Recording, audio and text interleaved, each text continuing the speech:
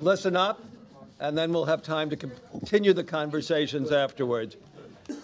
This is the fourth panel, which is going to try to address some aspects, perhaps, of causality, the economist's nightmare. We've got some interesting evidence that's going to be presented to you that indicates some paths towards understanding what's been going on in corporate R&D, and may even touch on the where Eduardo began this morning with the productivity puzzle. I'm Bill Janeway. I timeshare between the University of Cambridge and Warburg Pincus after I completed my 35-year sabbatical for the Academy in time for the global financial crisis to make economics an interesting subject again, after 30 years of death by rational expectations. But now we're going to start with Pian, who's got some very interesting data to share on the impact of globalization. And then Shiva Rajgopal is going to look at the impact of short-termism among the owners. This has been referred to before, the capital market, stock market issues. And then Ralph Gomory, from his extraordinary position, formerly of IBM and Sloan, is going to offer, I think, a distinctive critique of everything that anybody has said today. But I'm going to have a last word with respect to the importance when looking at any data of going behind the averages and looking at the distribution. And that's really going to open questions more than close them. So with that, Pian, would you please take it away? All right. Thank you so much for having me here. And it's been a really intellectually stimulating day so far. And today I'll be sharing some of the economics research on the impact of trade on domestic innovation, corporate innovation. And I'm a labor economist trained in economics research. And like Ashish and Sharon, I like to get my hands dirty with data. So what I'll be talking about today is, empirical evidence on hopefully, well-identified causal effects. So to start actually with some basics, so broadly speaking, we know that globalization has, three broad impacts on domestic firms. The first is that the domestic firms face more competitions in the home market due to the entry of foreign companies. And the second source of impact is the fact that domestic firms can now produce overseas and utilize, for instance, cheap labor. And they can either outsource or offshore their production. And the third channel, main channel, is that the domestic firms also face more market opportunities because they can now enter the foreign markets. So I want to be very clear that the empirical evidence I'll be talking about today focus on actually the first two channels. So we're not measuring the third channel, and I cannot say much about that. So I want to be very clear about that. And this talk, I'll start with actually some building the intuition. So what are the theoretical predictions on the potential channels of the effect? And then I'll go into the empirical findings. So the theory, the bottom line is that it's very murky. For both competition and outsourcing offshoring, it could have positive and negative impacts on domestic innovation. So let me start with just increased competition from the entry of foreign firms. The first, perhaps more intuitive direct impact is that when you have more competition, your profit margins are squeezed. And as a result, firms are more likely to downsize and just get out of the market. Now, but there's also a wrinkle to that, which is that if you are in a market that's not very competitive to begin with and you have a little bit of competition, there is some theoretical prediction that says that a little bit of competition can actually encourage firms to innovate as a way to level the playfield and to escape competition. So in net, it's not clear. And there's some famous theory called inverse U, which is that depending on where you are at the initial competitiveness level and depending on the degree of change in competition, you can have either positive or negative impact on innovation. And outsourcing or offshoring, the more intuitive, direct effect you may think of is positive. The reason is that when firms can produce cheaper, they can reallocate the resources from production to innovation. And similarly, when they have access to a greater variety of imported intermediate goods, that could also improve their production capability and allow them to innovate more. But I would say there are two potentially unintended consequences of outsourcing and offshoring our innovation. One is this fantastic question I actually brought up in the morning, which is that by moving production offshore, you are increasing the distance between the research and R&D, the R&D lab and the factory floor. And in industries where the interactions between the two is very important, that actually could hurt firms' capability to innovate in the long term.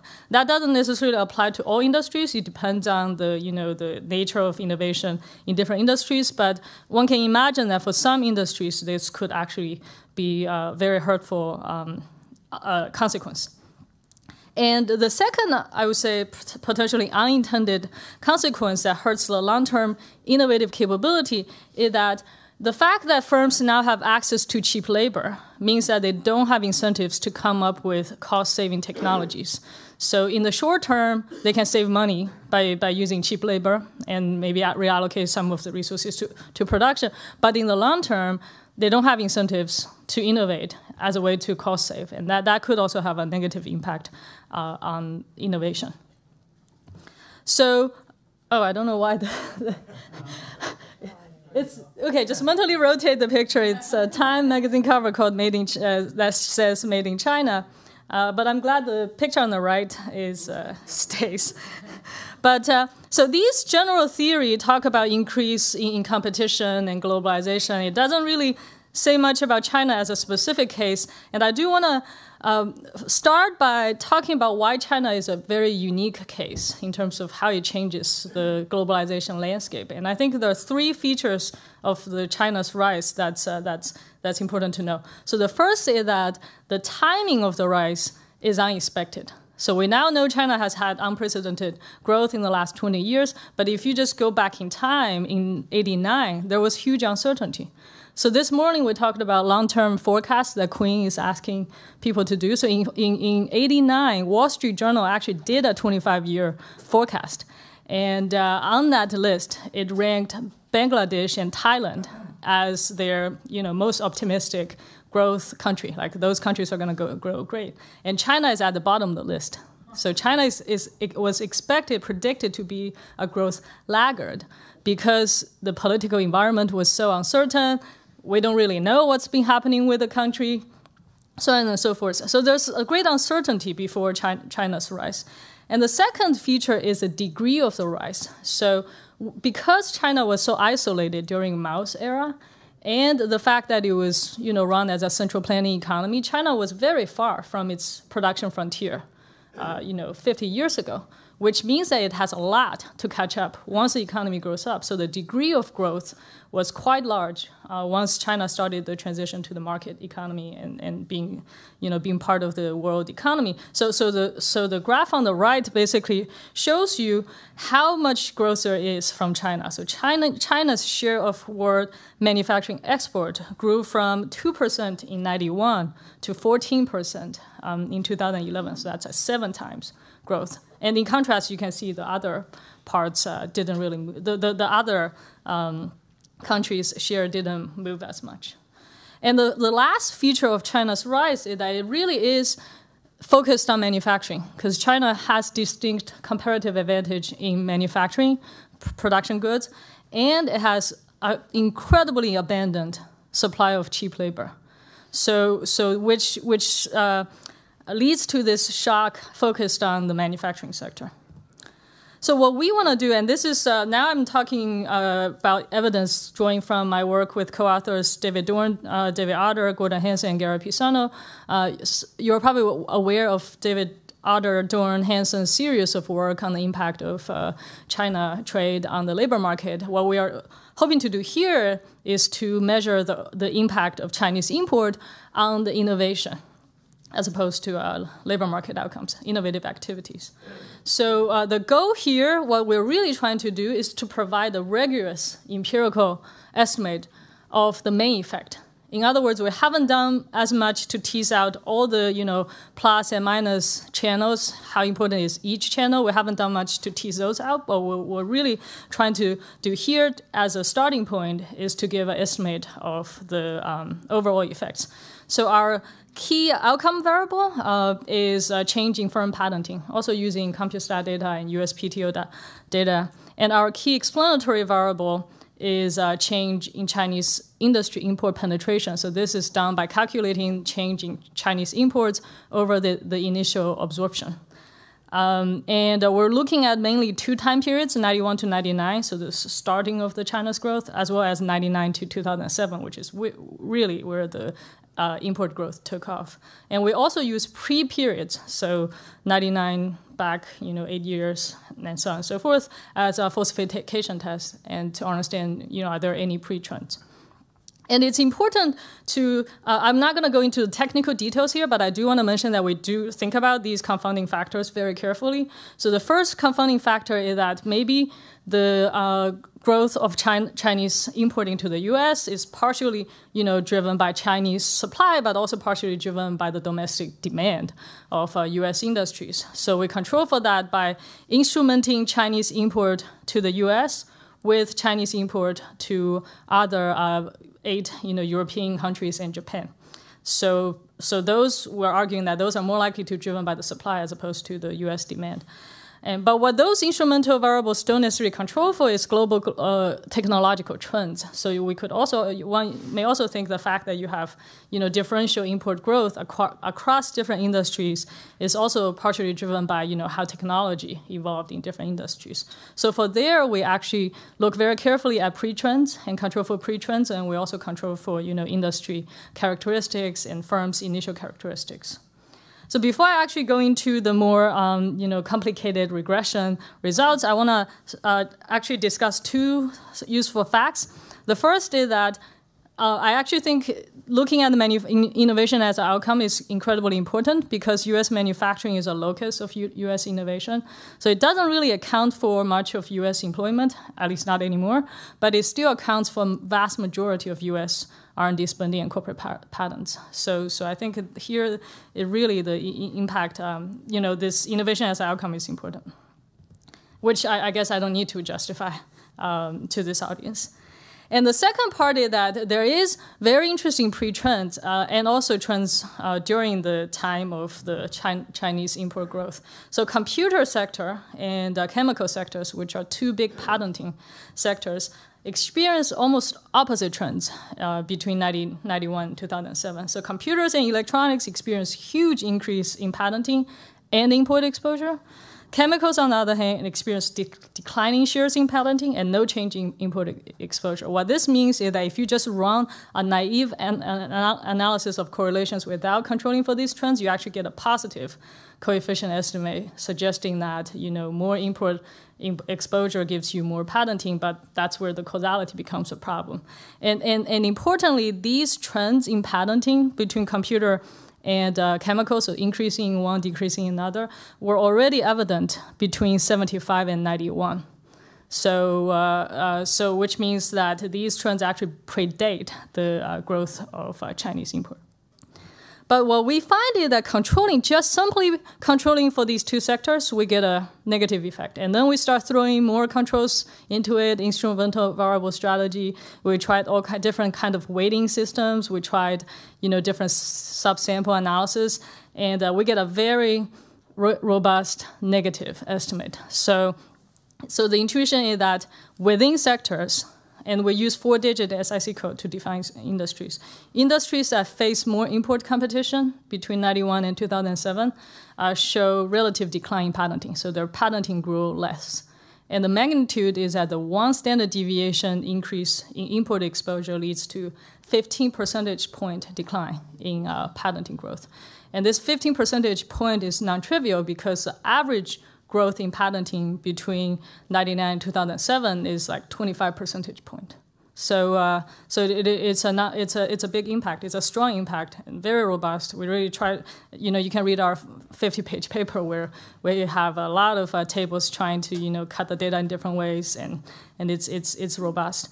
And in terms of mechanism, again, we cannot test it directly, but we have reasons to believe that it's driven by the first main channel, which is a competition squeezing profit margin, causing downsizing. And the reason is that we also see that trade-exposed U.S. industries reduced sales, employment, profit, R&D spending, you name it, everything. So it's a downscale across multiple margins, almost to the same magnitude. So across production and innovation, we see this downsizing. And the second reason is that we see the effects most negative in initially less profitable and more indebted firms. So it's the underperforming firms that's getting squeezed out of the market as a result. They don't produce as much and they don't innovate as much. And the last set of evidence I want to share is to really put this U.S. evidence in the perspective and talk about the international evidence. So there's a recent working paper from using Canadian firms that find something very similar, which is that more trade-exposed industries have more firm exits.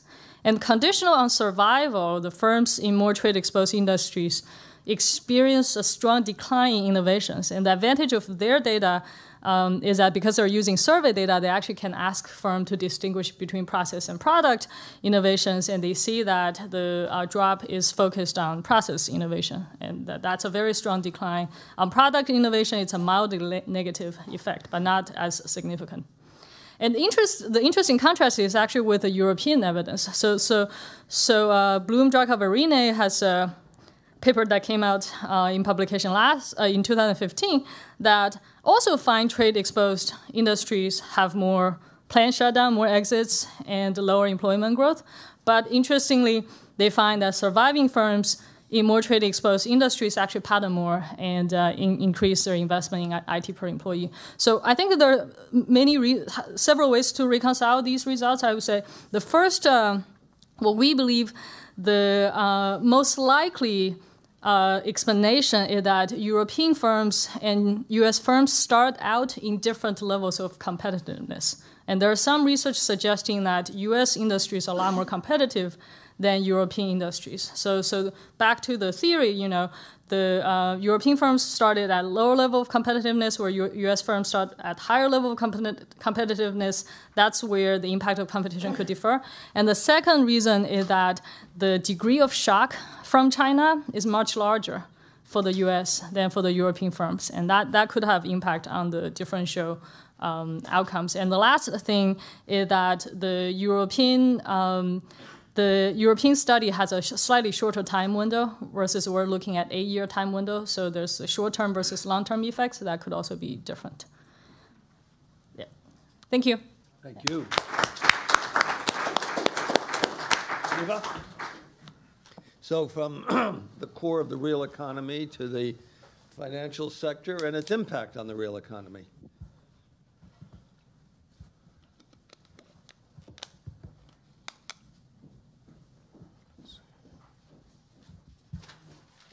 You. There you go. Okay. Good afternoon. So I'm probably the only academic accountant in the room. So my name is Shiva Rajgopal. And even if you remember nothing from what I say, I'm just going to make one big point. Measurement is hard.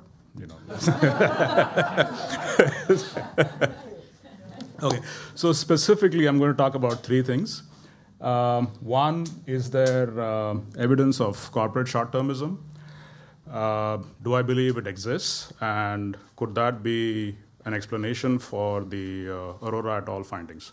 So the first point, it's fairly hard to document convincingly the existence of corporate short-termism from outside the firm.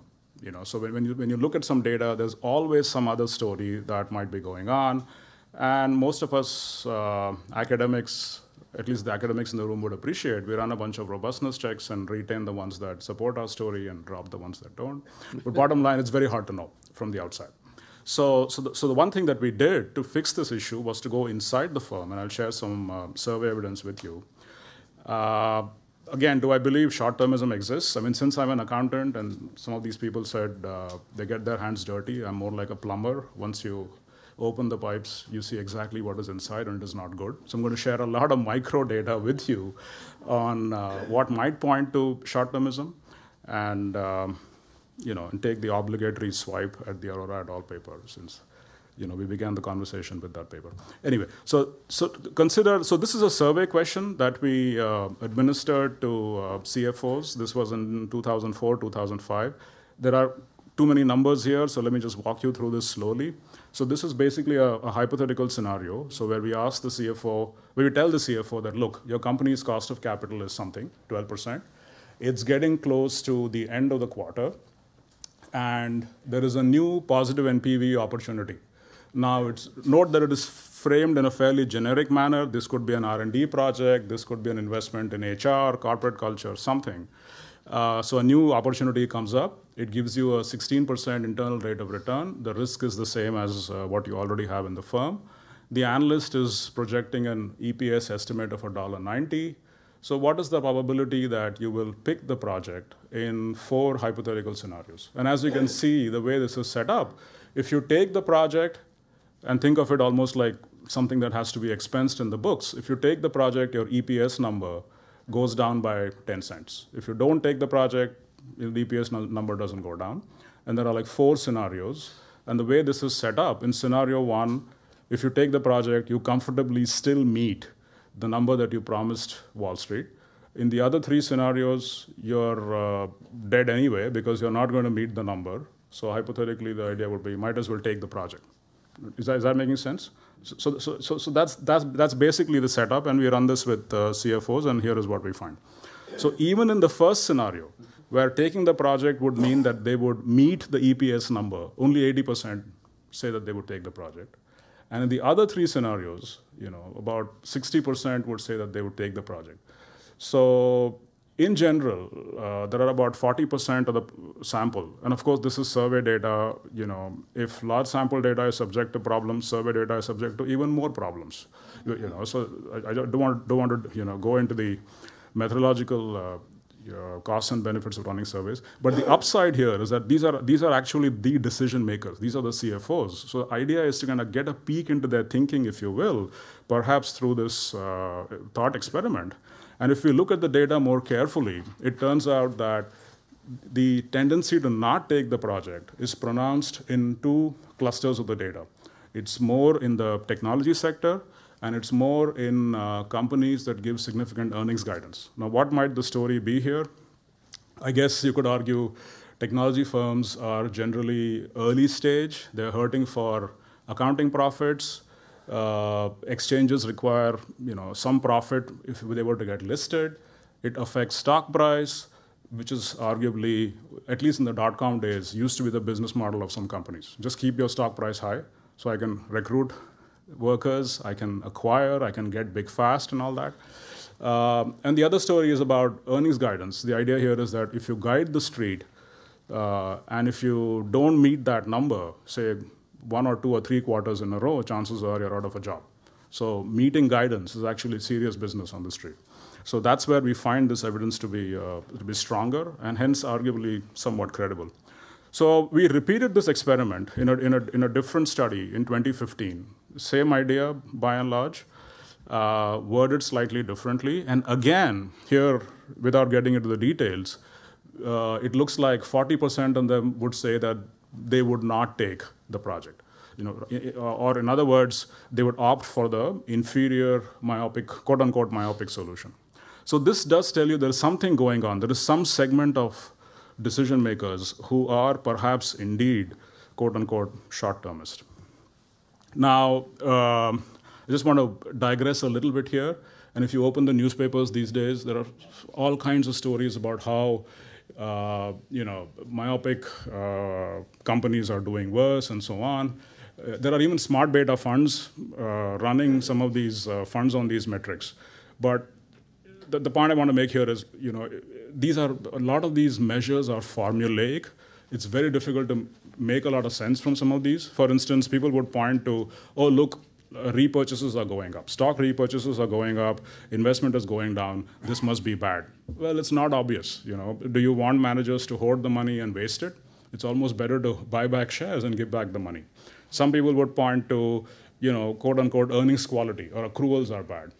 well, if accruals are that bad, then we should just go back to cash-based accounting. There is a purpose behind accruals. They anticipate future cash flows. Think about pensions, for instance. So anyway, the point here is before you read these newspaper stories and believe them, at least the ones that are produced by some of the consulting firms and and some of the funds, think harder, because it is hard to kind of say that this is indeed evidence of myopia. Now the obligatory swipe at the Aura et al. Paper. So two big points. The first point I think has been made quite a lot. I guess one could buy the result that corporate participation in publishing has fallen, and I won't belabor that. I just want to push back a little bit on the second part of the analysis when they make the claim that the value per publication's fallen from 15 million to 6 million. A lot of people in accounting run these regressions, and it is awfully hard to validate this. I mean, how does one know this is true? It's complicated. You can't link it back to cash flows. It's usually based on some macro econometric analysis, which one can always find fault with. So, so anyway, so the thought here is, let's think about how to actually validate that claim. And if I were doing it, I would actually get into a deep dive and look at the top 50 sample companies. Now, several people raised the issue about policy recommendations. If there's one policy recommendation that I would request the audience to think about, it would be we need more disclosure on R&D. In general, we know nothing. Companies spend $8 billion on R&D. I have no idea how many labs, who are the top scientists. You don't have to give me names. How much are they paid? Where are they located? What are they doing? We have no clue. It's a significant line item for a lot of pharmaceutical companies, software companies. Yet as outside investors, I have no idea. So it's effectively faith-based. The janitor who works at the lab, that person's salary also shows up as R&D expense. That's how the accounting works. So some disclosure, more disclosure would be really helpful if you want to think about, say, one policy recommendation from all this. Final point, do I believe it exists? Yeah, I mean, all you have to do is look at our attempt to deal with climate change, look at public sector pension deficits. A politician gets elected, makes promises, kicks the can down the road. Look at GM, the whole pension healthcare crisis. It's not as though these leaders didn't understand. They just kind of postponed the problem for somebody else to deal with because it's expensive to shut down production right now if you're negotiating with the union. And if you get deeper into the data, there are many, many examples. Companies systematically overstate the useful life of their assets, long-lived assets, because they seem to underappreciate the importance of disruptive change. You can see companies systematically overpaying for acquisitions because I think this was mentioned before lunch. A lot of the compensation plans reward blind growth. They don't reward value addition. So if you adjust some of these plans for value addition, arguably many of these managers are being overpaid. There are systematic attempts to hide debt in off-balance sheet transactions. The financial crisis is a classic case study of this. Pension funds. There's so many interesting examples. So companies, financial assets in these pension funds, if you look at the rate of return they're assuming, boy, I wish I had an investment advisor who would give me those rates of return. It's really optimistic. And this is the other example here is a classic. I often mention this in class, and students have a nice time with this example. So it turns out that the actuaries, corporate actuaries, were using mortality tables of the year 2000 till the year 2014 to estimate pension liabilities on their books. And you can imagine why.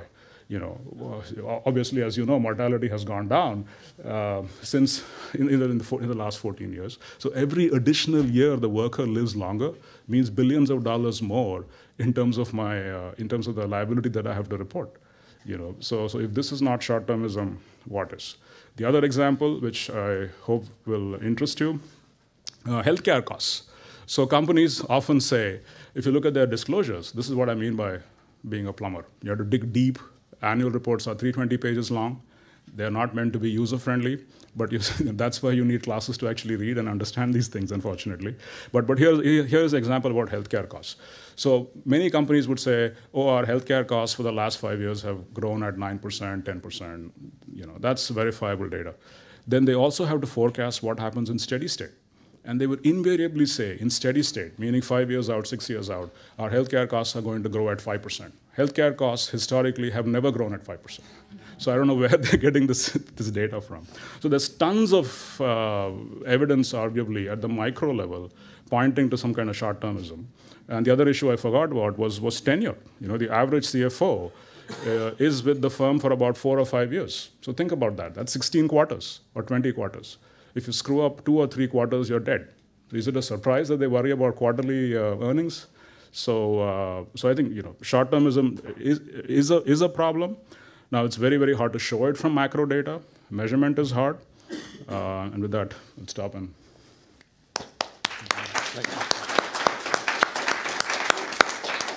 Ralph, what have we all left out?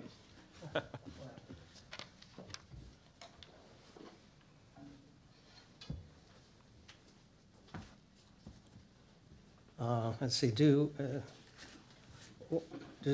this thing, what does this thing show? Thanks, yeah. And how do I advance it? Just page down. Which? That one? Okay. All right.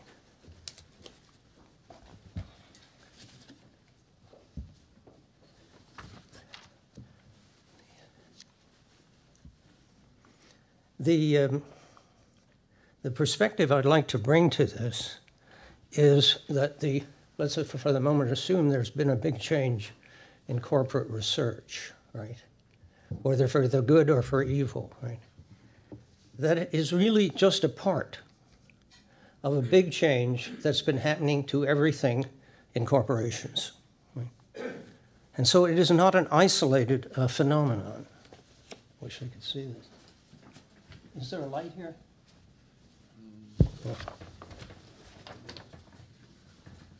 No. All right. What? Yeah, that'd be good. Well, this is good enough. I can see it. Right. What is it that? Okay. There's a light. Thanks. Mm-hmm. Okay. Yeah. Right. What is it our corporations think they're here for? Right? Well, one way to find out is to look at their statements. Right? The business